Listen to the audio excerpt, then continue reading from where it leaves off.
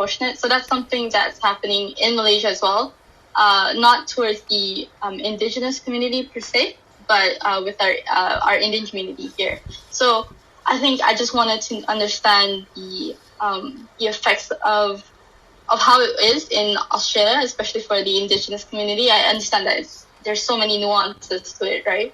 So I just wanted to know, how does this affect social mobility in that sense? Or is there a cause and is there an effect that's really prominent that could be observed? Great question, Jofintha. Judge Myers? In Australia, you're seeing poverty as a real driver of incarceration.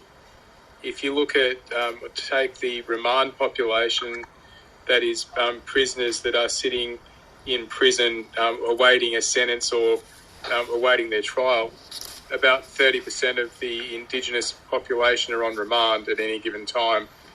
A large majority of those, about nearly 40% of those people sitting in remand, when they go to trial and they actually get convicted, or if they get convicted, only about 39% of those ever receive a custodial sentence. So there's a very... What that tells us is that there's a lot of people sitting on remand that would they just don't get bail, because if they pleaded guilty on the first day, they would means that the courts that deal with them and deal with the bail application take the view, well, if you don't have a home, we can't bail you to it.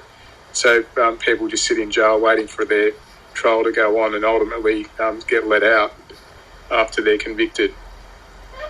You're seeing people, Aboriginal and Torres Strait Islander people, more Aboriginal women sometimes being incarcerated for doing things like stealing sanitary items at local supermarkets in the country because they just don't have any money.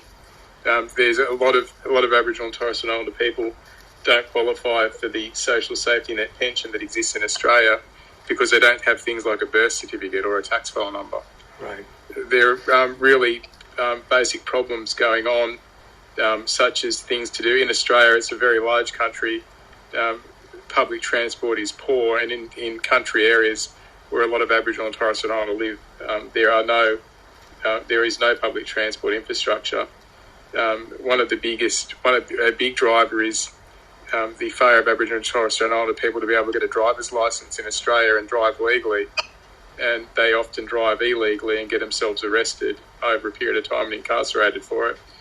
Right. For the simple reason that in Australia you need to do 120 hours worth of driving before you're able to qualify for a driver's licence.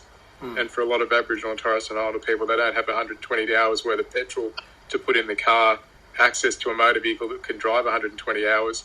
So it's an impossible task for them to ever meet. So instead of being able to meet and get a driver's licence, they cannot do that, so they drive illegally and find themselves incarcerated.